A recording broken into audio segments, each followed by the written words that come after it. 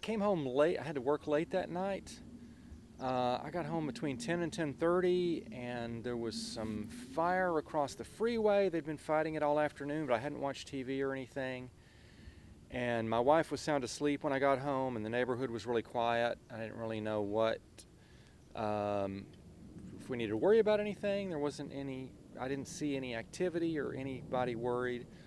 So, and at first I could see a red glow over here in the sky, but it seemed far away. And so I went ahead and went to bed, and about 2:30 in the morning, we heard the cop sirens blasting and saying, mandatory evacuation, get out now. Many police cruisers going up and down through the neighborhood. And we just kind of grabbed our dogs and not very much more and took off in one car and left 2 cars here and headed east. But we didn't, like I say, I think it was as much denial as anything, that we didn't really seriously consider the idea that our house would burn down.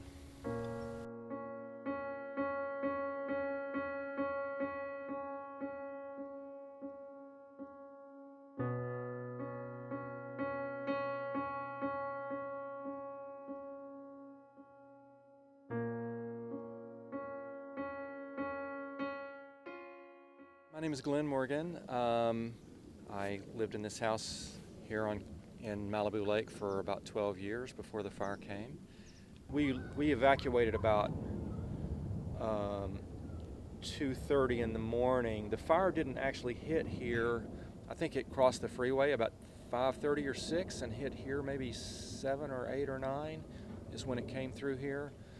The next morning I saw an aerial picture of this area completely engulfed in smoke, and you couldn't see anything. I could just tell everything was smoky, and I had a really bad feeling at that point. And then I didn't really hear anything the rest of the day. And about 6 o'clock I got a text from my next door neighbor, just said sorry, with a picture of the house gone. And actually I was really glad to find out that way, because first off, to know sooner rather than later. We knew really early on in the scheme of things. And also, otherwise I probably would have had to walk in the next day, walk up the street seeing like half the houses gone and hoping against hope that my house would be here, and I just would have been horribly crushed emotionally to come up the top of the hill and see it gone. It was much easier to do it in a picture. It was a really cute little mountain cabin. It was like all pine walls. It was really charming and cute and small, intimate, but like I say, it was the only place that I've lived that I really felt like I didn't want to lose. And we didn't come back. We walked in about a week later.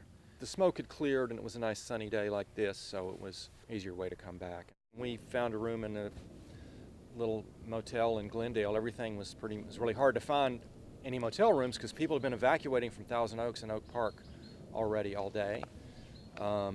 Fortunately, a whole lot of the neighborhood still is intact. We were afraid that the whole thing was going to look like a war zone, and we couldn't imagine living here again. But I think about half the houses on our street burned down, but it kind of hopscotched around on our street. We didn't get much support here, so I think every house that caught fire burned to the ground. And these embers fly around, and one house might make it through the main part of the fire, and then some houses just don't catch fire. This is the house where you're standing, was the entrance, the porch to the front door.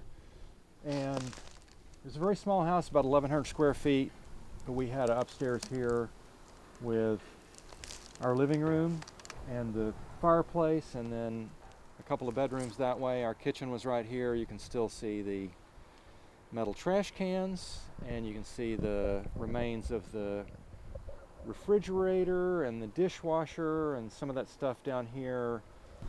We had a fantastic view. We had windows on this side of the house and double doors.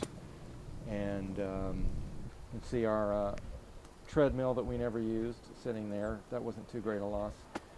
So this is the chimney from the house, about the only big structure remaining. And a couple of weeks after the fire, I was at the store and saw this cheap, shiny wreath. So I decided to get that and bring it up here and put it there as sort of a sign of hope and lack of despair, hopefully, or just try to counter the idea of despair from the fire. And largely because the community spirit and everything, most everybody's talking about rebuilding. It really does feel like a community, and even more so after the fire, and really makes us want to come back. You know, I kind of miss the community as much as I missed the house being gone, or the idea of not being part of the community.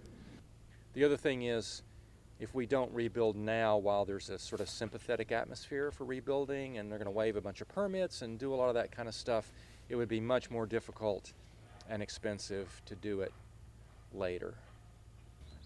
As far as how long it takes, probably, you know, a year and a half, 2 years, we're expecting to be before we have a place to live in again.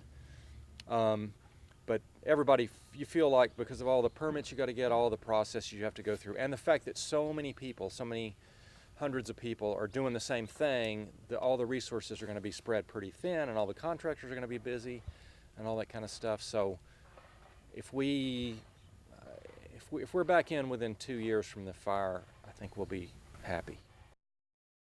All I can say is just hang in there. That's what I say to people. That, hey, you doing? It's like, oh, I'm hanging. You know, we're hanging in there. And people say, oh, I haven't, you know, I don't know what to say. And I say, well, you know, there's nothing really to say. I appreciate the hug, and I appreciate your saying you feel bad for me. And you know, you just try to tough it out and do the best you can. I mean, you know, this is just, it's stuff, and it's memories, and it's inconvenience, and it's money. But, you know, compared to losing a loved one, it's nothing. So in a lot of ways, we're really lucky. We've got insurance, we've got support, we've got all these things, and a lot of people who go through this thing don't have much of any of that. And we really appreciate it.